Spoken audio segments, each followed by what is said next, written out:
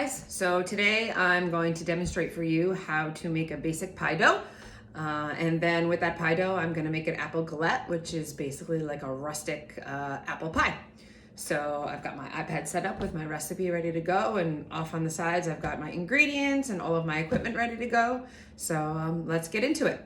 So for the crust, we need to measure out 3 ounces of all-purpose flour, half a teaspoon of sugar, 1/8 of a teaspoon of salt, which is really just a pinch unless you actually have 1/8 of a teaspoon measuring spoon. We are going to use 2 ounces of vegetable shortening and then ice cold water. Vegetable shortening, otherwise known as Crisco, also helpful if that is cold. One of the keys to making a really great pie dough is making sure that your ingredients are nice and cold. That's going to keep that fat holding together so that when you cut it in with the pastry blender, the globs of fat still hold their shape, and then they just coat with the flour, and then as the dough rests before you use it, it absorbs the moisture, and then as it bakes, those chunks of fat will actually create these little pockets of air that will give you that nice flaky crust. So let's get to it. For this, I have my scale, so I'm going to grab my bowl. We're going to set that up on the scale, and we need to measure out 3 ounces of flour. So I've decided I'm going to do a little bit of an experiment here. In the notes that you read, you should have seen that there's the potential for using pastry flour, which I think we also talked about way back at the beginning of the semester. So I'm going to actually do a half and half. I'm going to do 1.5 ounces of all-purpose and then 1.5 ounces of a whole wheat pastry flour to kind of give this a blend. It's a lower protein, so it should give it a softer, a little bit more tender crust for us. So I'm going to grab my flour. And we need let's see, 1.5 ounces.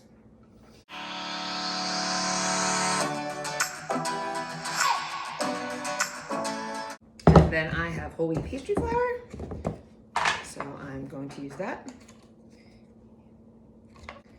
And I am going to zero this out and add my other 1.5 ounces.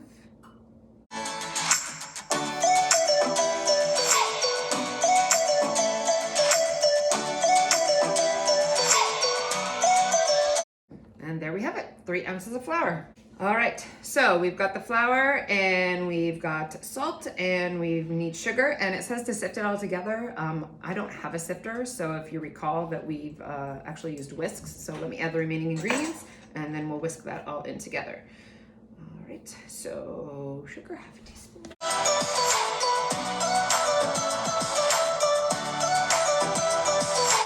Half teaspoon of sugar. And then 1/8 of a teaspoon of salt, which, as I indicated to you, is a pinch, unless you happen to have a 1/8 of a teaspoon measuring spoon. So we just put a nice large pinch of salt in there. All right. So in order to sift that together, I'm going to use my whisk. Just kind of mix it all up. Okay.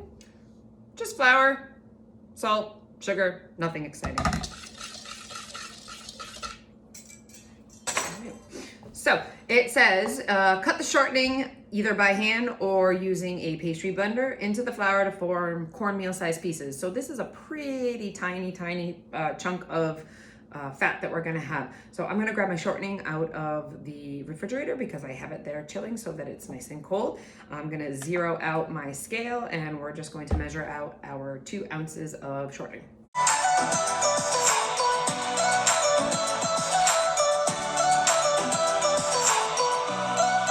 I'm doing it in little chunks so that way it'll break up more easily. Plus then I can control how much I'm putting in. 1.9. Bam, 2 on the dot.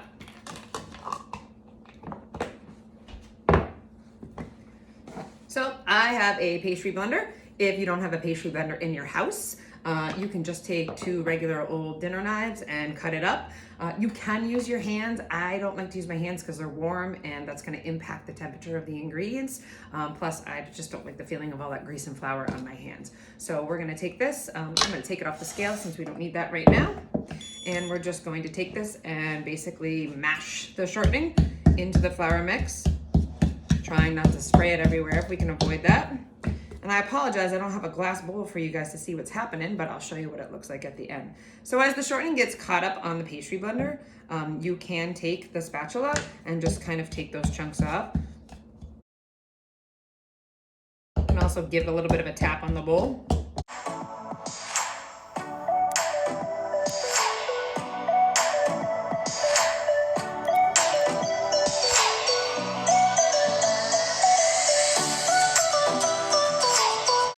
So it's important to make sure that you get all of the shortening and flour mixture off of the pastry blender.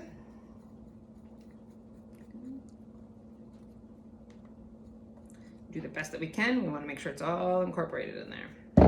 Okay. So I've got a nice little crumbly mixture. Might be a little bit more challenging to see in the video, but you can see all those little globules of fat that have all been coated in flour, and that's basically what we're going for. All right, so it says we're gonna incorporate the water into the flour until it is sticky. Do not overwork the dough. So I'm gonna grab my cold water out of the fridge again. Temperature is really important. It is ice cold. It's actually been sitting in there for almost 24 hours, so we should be good to go. It says 2 tablespoons, but again, depending on the humidity in your space that you're working in or the way you measured your ingredients, that can impact how much water we're gonna add. So we're just gonna kind of add a little by little until we get to that sticky consistency we're looking for.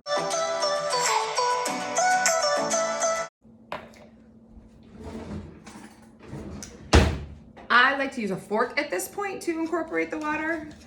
I just find it's an easier tool.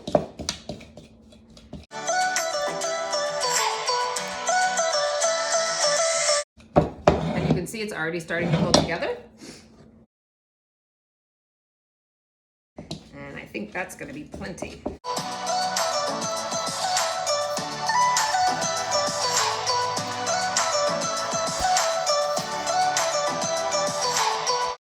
So you can see it's pretty much pulled into a dough at this point.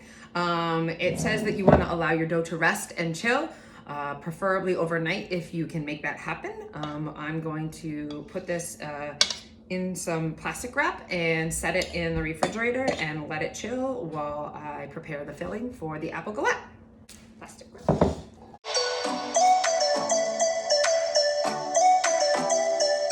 I like to form it into a disc before I put it in there. Just do that. There you go. I find it's easier to put it into a disc or into a circle. That way, when it's time to roll it out, you can easily form that circle for the pie crust.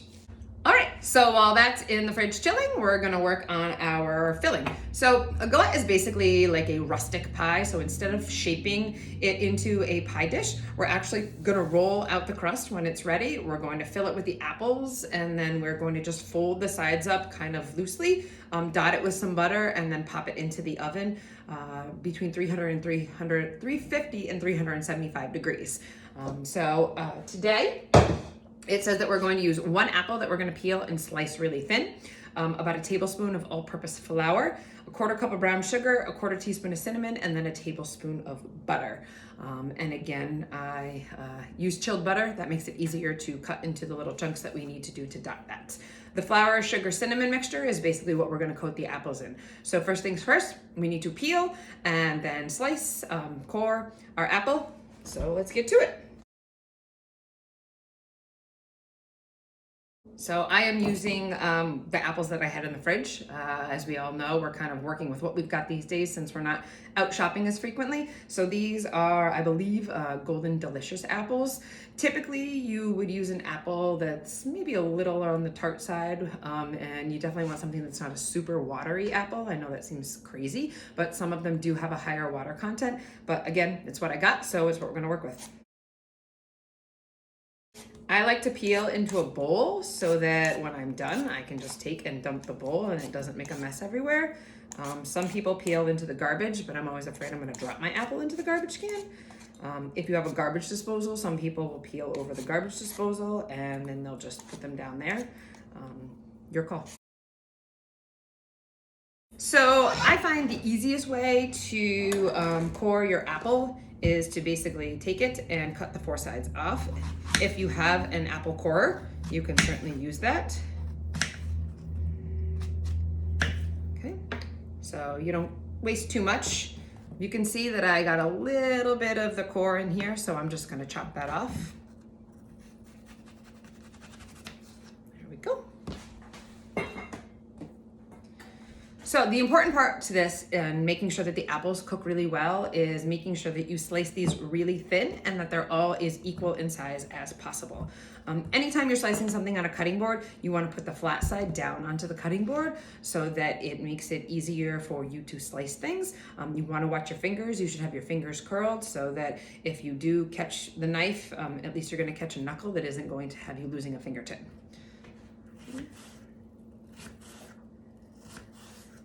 Okay, so I don't know if you can see, but that's about the thickness that you're probably going for your apple slices. Okay.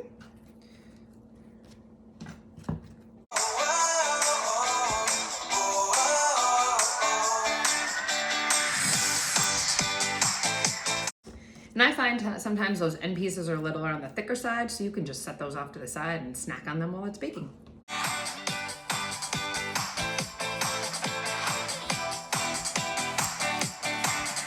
Beautiful. All right, so what we are going to do is take our apples and toss them with the brown sugar, cinnamon, and flour mixture.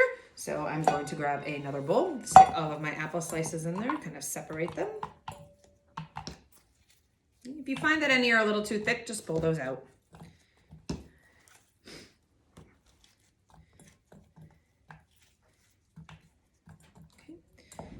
So for the brown sugar, we need 1/4 cup of brown sugar.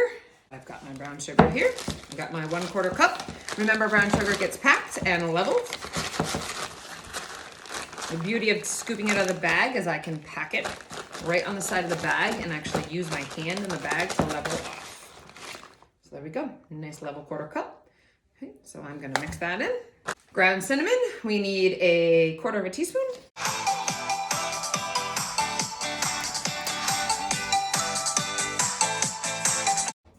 And then last but not least, a tablespoon of all-purpose flour. So there's my tablespoon of flour. So I'm gonna take a spoon, break up that brown sugar, and then just kind of mix the whole thing together. Now, if you like things to taste a little extra cinnamony, you could always add some additional cinnamon.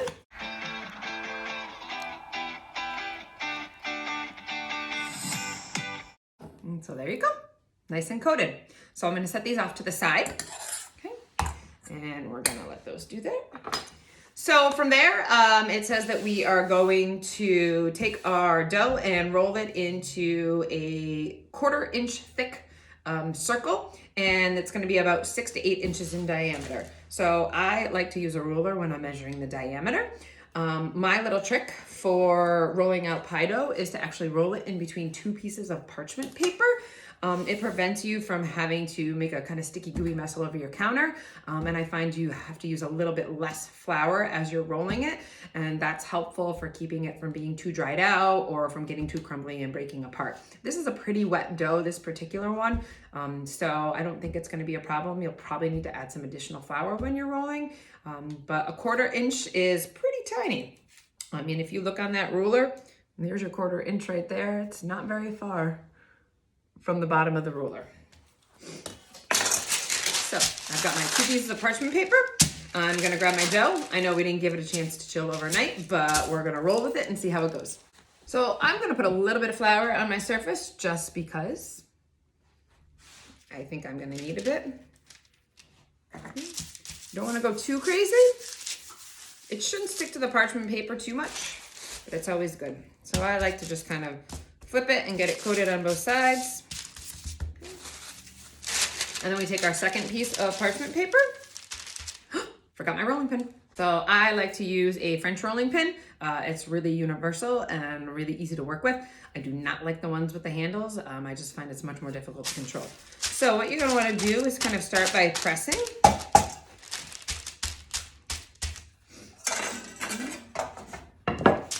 And then you just wanna peel and check to make sure that the dough isn't getting stuck to the paper. I also like to give a flip, and you'll lose some flour when you do that, but that's okay.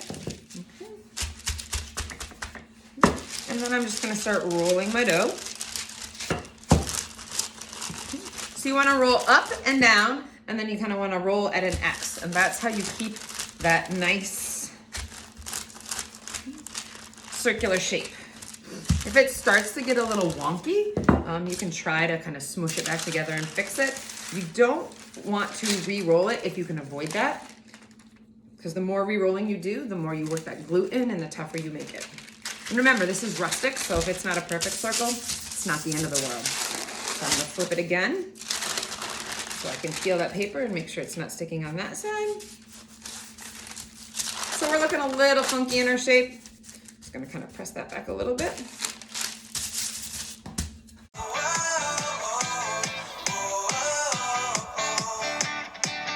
So let's take a test and see where we are in terms of diameter. So we said we needed what, 6 to 8? Just double check on the iPad. Yep, 6 to 8 inches in diameter. All right, so we are 8 that way. Oh, we're a little bit more than 8 that way. But overall, I think we're in pretty good shape. And I'd say we're about a 1/4 inch thick. Perfect, see, easy. All right, so from there, it says that you are going to toss the apples and the flour and the cinnamon and brown sugar, which we've done. And then we're gonna mound them onto the pie dough and then fold the dough in sections up onto the apples, leaving a space in the center, and top it with the butter. So this is where you can get a little creative. You can just flop them all on there if you want, or you can try to do something sort of decorative. Totally your call. It depends on how much time and energy you wanna put into it. I'm gonna attempt to maybe do something a little bit decorative. We'll see how it goes.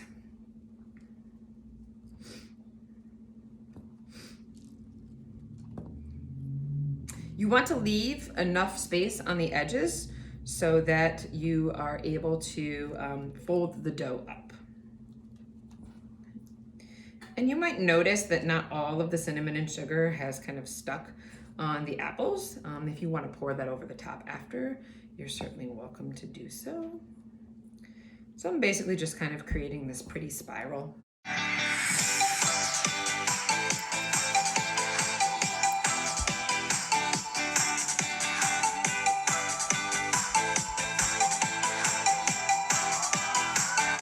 There we go.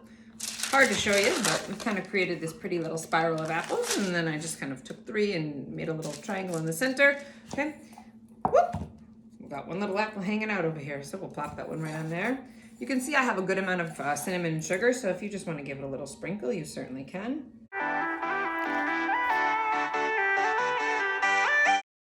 right, so now we are going to fold up those edges and basically just create this nice little rustic tart.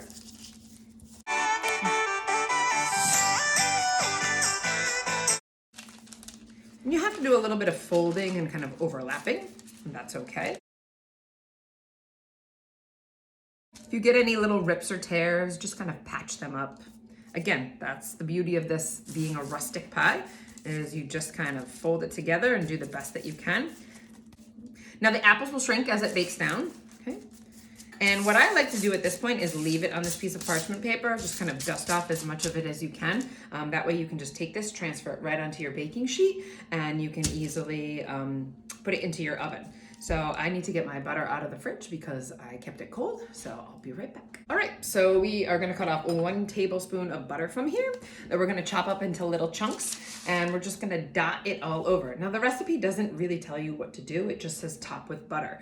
So this is one of those instances where the recipe assumes that you've done something similar to this before and you understand what's supposed to happen. But if you hadn't and you didn't know what to do, this is where you can go out to the internet and to baking sites and kind of investigate and look and see what exactly it is you're supposed to do. Okay, so I'm gonna take my 1 tablespoon, I'm just gonna cut it into some chunks. This is going to add a little bit more fat and flavor to it. It's also gonna help with the browning of the crust and help it stay nice and moist, and add a little bit of extra flavor as well. Okay. literally just gonna dot it all over the top of my galette.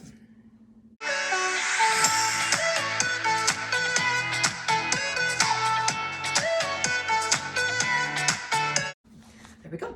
All right, so from here, we need to stick this in the oven. Oh, let me check how long we're gonna bake for. All right, so it says bake until crust is golden brown and apple is bubbly, about 20 minutes. Remove from the oven and let cool 5 to 10 minutes before eating. All right, so I've got my baking sheet. So very carefully slide that right into my sheet. Okay, we're gonna pop that in the oven and I will see you in about 20 minutes.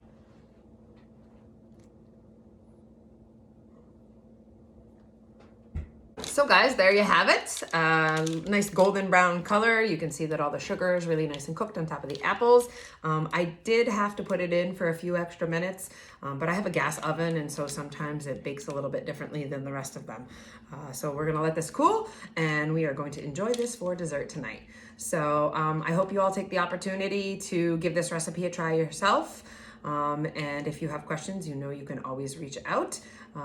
And you can pretty much use a variety of fruits in here. So if apple isn't your thing, you know, consider trying some other fruit in there. Put some blueberries in there. You could do pears. You could do some strawberries. You could do a variety. So that's the beauty of pie. It really is pretty versatile and pretty flexible. So enjoy. Thanks for joining.